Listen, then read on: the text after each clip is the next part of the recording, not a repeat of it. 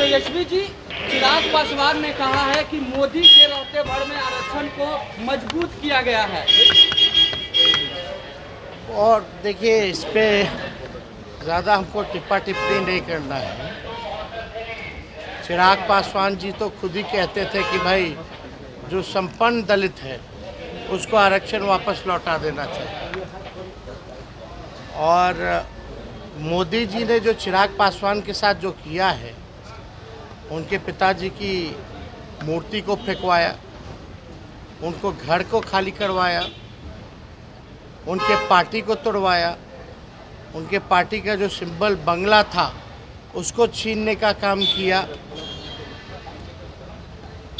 उनके घर में चाचा भतीजे में लड़ाई लगवाई। फिर भी जो है चिराग पासवान जी मोदी जी के हनुमान बने हुए हैं।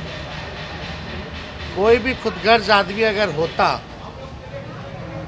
तो मोदी जी के साथ नहीं रहता, लेकिन पता नहीं चिराग पासवान जी की अपनी सोच है, स्वतंत्र हैं किसी के साथ भी रहने के लिए। लेकिन आरक्षण के बारे में चिराग पासवान जी को थोड़ी सी भी जानकारी नहीं है, और ना ही आरएसएस के बारे में उनको इतिहास की जानकारी है।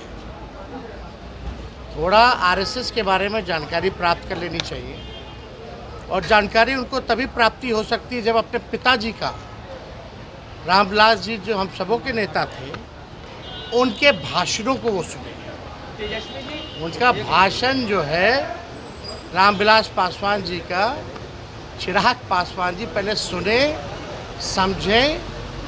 उनके पिताजी ने कई बार ये बात कही कि बीजेपी आरक्षण को समाप्त करना चाहती है, दंगाई पार्टी है, इसके कारण उन्होंने केंद्रीय मंत्रिमंडल से इस्तीफा भी दिया था। तो ये सब लोग जानते हैं, लेकिन चिराग पासवान जी बेचारे नादान हैं, है ना। वो इधर उधर कोई भटका देता तो भटक जाते हैं।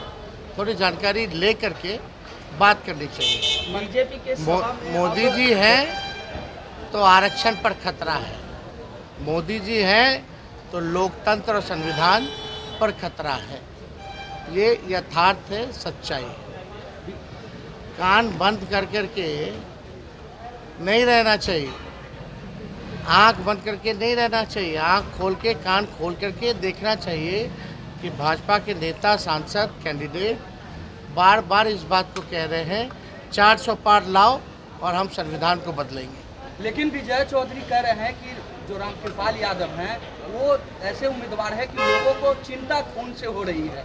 विजय चौधरी, अरे कौन किसके बारे में क्या कहता है, हम सबके ठेका लिए।